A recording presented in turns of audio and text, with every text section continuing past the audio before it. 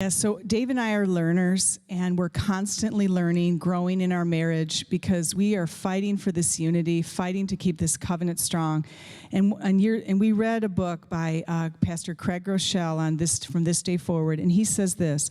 He said, this is a simple truth that we have applied to our marriage. He says, we have learned that our marriage will be as good as we decide it will be. Your marriage will be as good as you decide it will be. One of our relationship goals is that we are preserving our unity. We are protecting our unity. Nothing's going to get in between us. No offense, no bitterness, no resentment, no unforgiveness. We are going to preserve it. We are going to work on it. Gary Thomas said, a good marriage is not something you find, it's something you make.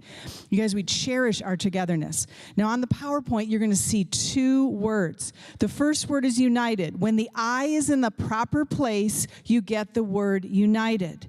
But when the I is in the wrong place, if you just switch the letters, you get the word untied. Look at that. Okay? No matter what else is happening in your marriage, if the I is in the proper place, right, you will not be untied. You have to preserve this. Now, what do I mean by that? Your I, you as a person, I have to be surrendered to Jesus Christ. I have to be pursuing him personally as a spouse in my marriage, or that marriage is going to drift apart. I have to personally cherish and protect our marriage and our unity, or that marriage is going to drift apart. I have to make sure that I'm not the center of that relationship. Me, and it's all about me. No, it's about we. It's about us. If our marriage is going to preserve that unity, that's what I've got to do. And this is what they're saying in Philippians: one heart, one mind, one spirit. You guys preserve the unity of the spirit in the bond of peace. This is what they're talking about here.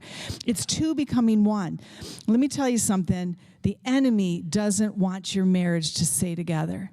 The enemy wants divorce. He comes only to kill and steal and destroy. And so you need to, if you're single looking into a future marriage, this is one of your relationship goals. I'm not going to allow anything to get between me and my spouse. And if you're married, this is what you're going to do. You're going to cherish it. You're going to preserve that unity. Yeah. And let me say something else, is that Amy and I have counseled couples that have been on the very brink of divorce. And they haven't just talked about that D word. They've actually walked it out.